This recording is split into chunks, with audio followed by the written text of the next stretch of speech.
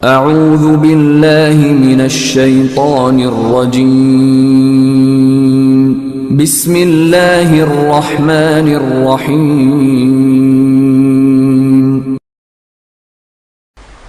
Wah, pasti Pak Mirwan nih, langganan tetap. Tafadhol, langsung Pak Mirwan. Dengar. Assalamualaikum warahmatullahi wabarakatuh.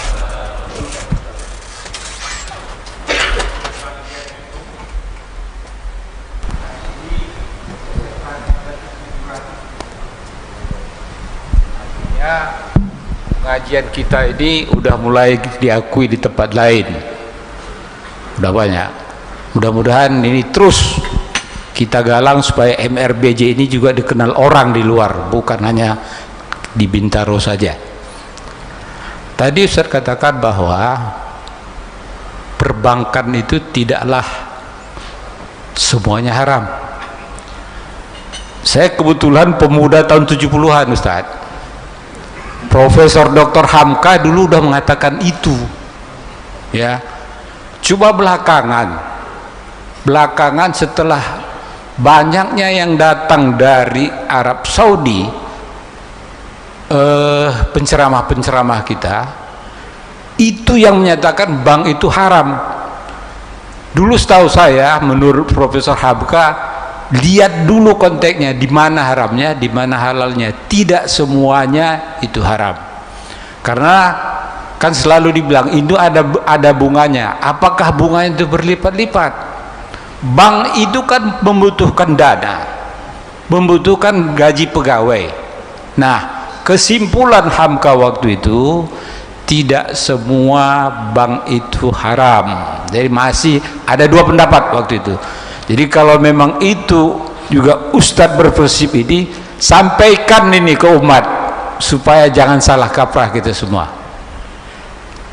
Mungkin itu.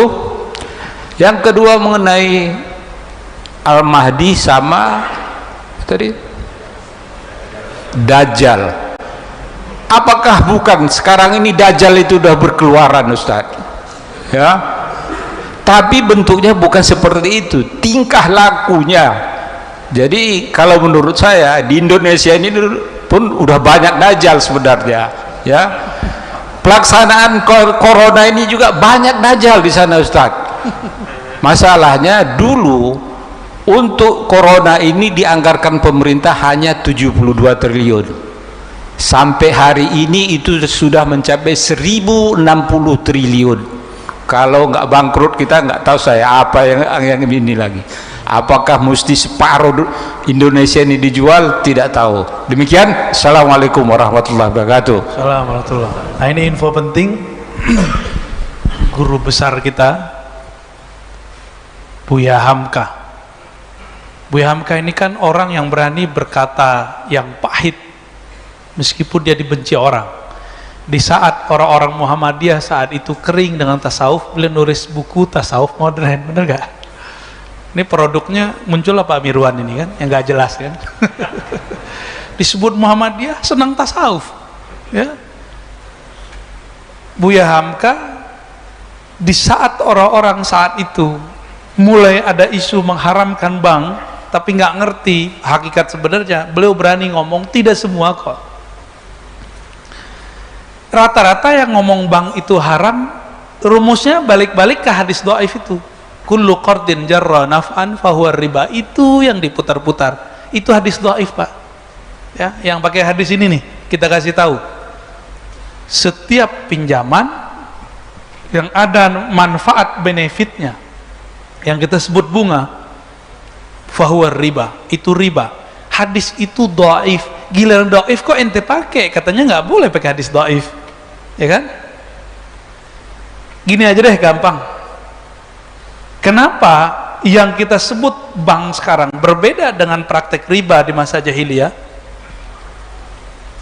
Coba aneh minjem misalnya ke Pak Mirwan nih, anggap aja Pak Mirwan adalah ustadz yang tadi yang pulang dari mana tuh, ya, mengharamkan bank.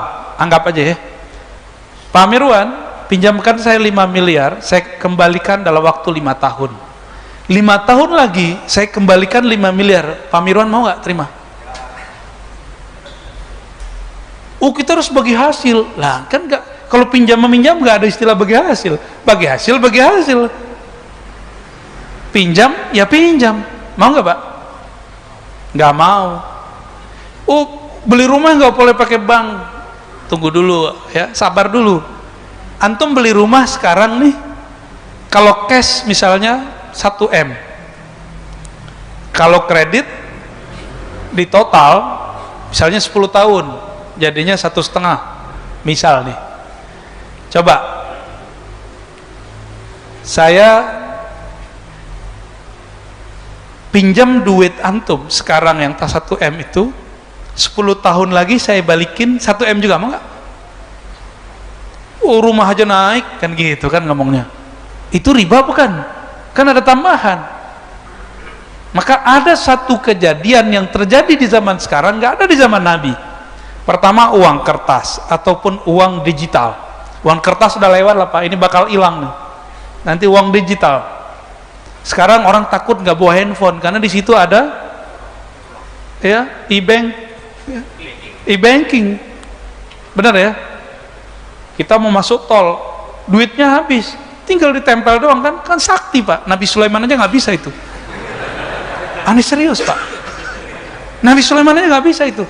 Nabi Sulaiman harus baca-baca innahu min Sulaiman wa innahu bismillahirrahmanirrahim, baru kemudian angin datang, setan jin tuh diutus. Kalau kita sekarang pencet-pencet aja nggak perlu pakai bismillah kan, pencet-pencet datang tuh. Motor aja bisa dibeli pakai pencet-pencet Pak sekarang. Antum bisa terbang dengan pencet-pencet itu, smartphone, bener. Jadi semua nabi menginginkan hidup di zaman kita sekarang. Wali-wali terdahulu ingin berjuang lagi Pak. Mungkin mereka pengen main handphone kali ya. Oh enggak, ini kita candain aja Pak. Wali-wali itu kalau ketemu mereka lebih banyak senyum-senyumnya daripada antum mukanya serius mulu kan. Serius belum tentu juga selamat akhir zaman. Santai aja lah kita ya. Nah di akhir zaman itu harusnya ngaji santai ya.